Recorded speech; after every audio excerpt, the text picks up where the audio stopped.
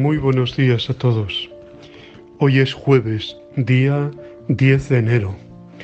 Es jueves, por tanto, día eucarístico, día de dar gracias al Señor por el regalo de la Eucaristía y por su presencia en medio de nosotros.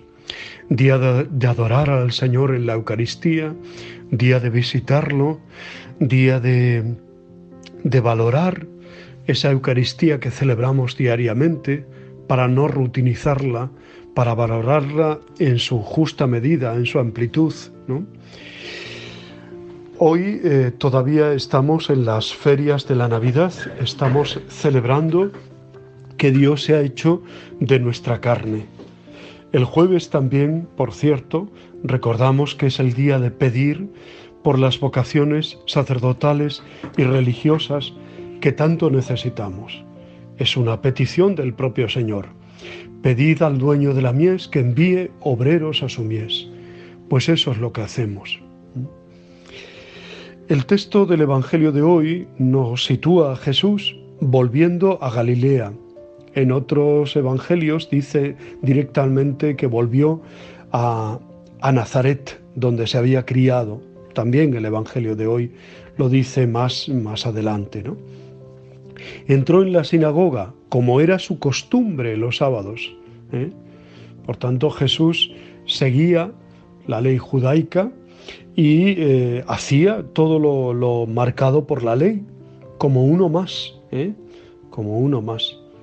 Y allí se pone en pie para hacer la lectura, le entregaron el rollo del profeta Isaías y desenrollándolo encontró el pasaje donde estaba escrito: el Espíritu del Señor está sobre mí, etcétera, ¿no? Y dice el texto al final del Evangelio: hoy se ha cumplido esta escritura que acabáis de oír.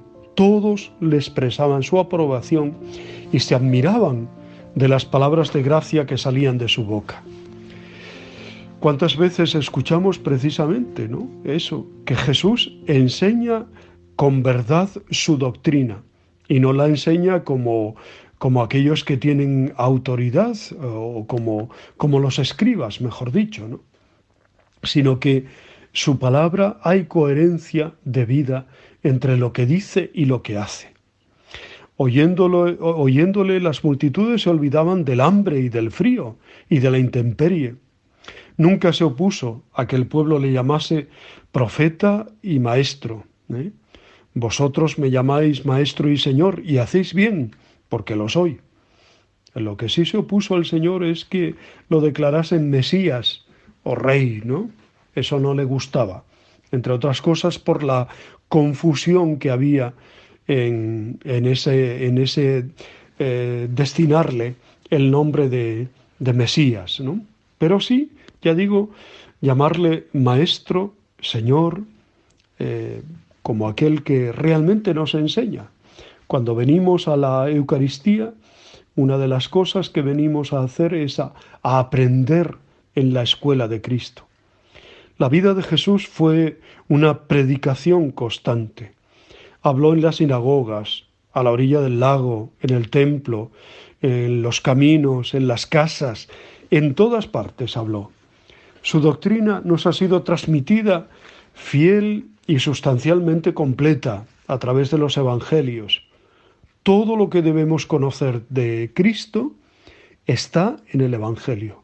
Es verdad que alguna vez se dice, pues me gustaría saber más de la vida pública, o me gustaría saber más de esto, lo otro. Lo sustancial e importante está ahí.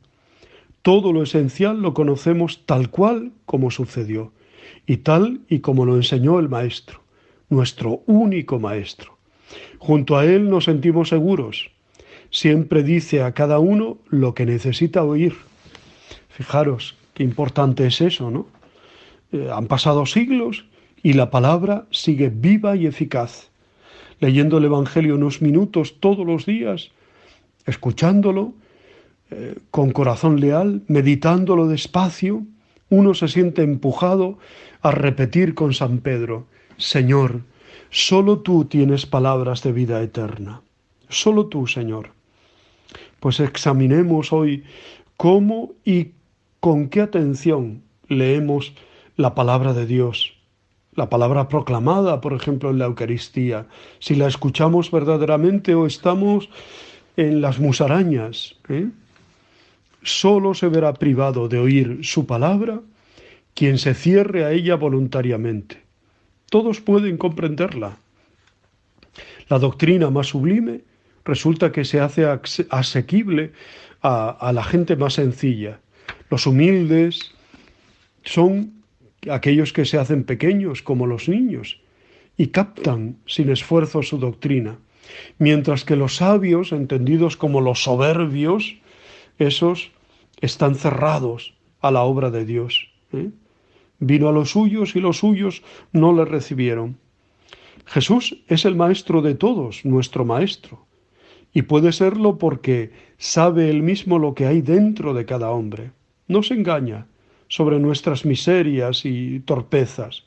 Conoce bien la maldad que a veces se produce dentro de nosotros, pero también conoce las posibilidades de generosidad, de sacrificio, de grandeza que existen en todo corazón, y Él puede despertarlas con su palabra viva y eficaz, con su gracia. Por eso es tan importante abrirse a la palabra de Dios y a su gracia. La enseñanza de Cristo afecta al hombre entero, al hombre total, ¿no? Por eso escuchar la palabra y seguirla es comprometida, claro que sí, porque nos lleva al compromiso de cada día. No podemos quedarnos en un gusto meramente estético o místico inclusive, sino bajar también a la realidad. En la escuela de Cristo se aprende que nuestra existencia no nos pertenece.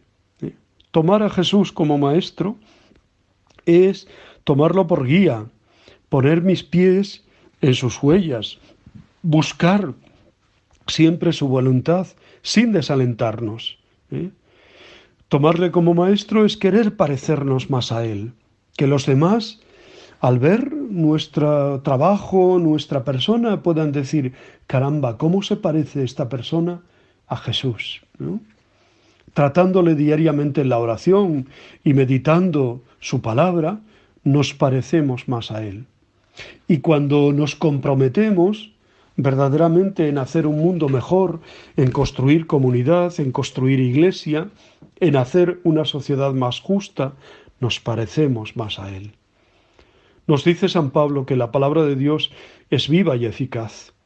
La doctrina de Jesús es siempre actual, siempre puede decir lo que dice hoy el texto. Hoy se cumple esta palabra que acabáis de oír. Hoy, con toda la fuerza de ese odie, de ese hoy, ¿no?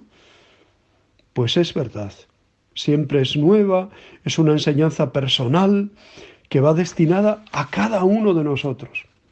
Por eso leer el Evangelio con fe es creer que todo lo que se dice en él está de alguna manera ocurriendo aquí y ahora.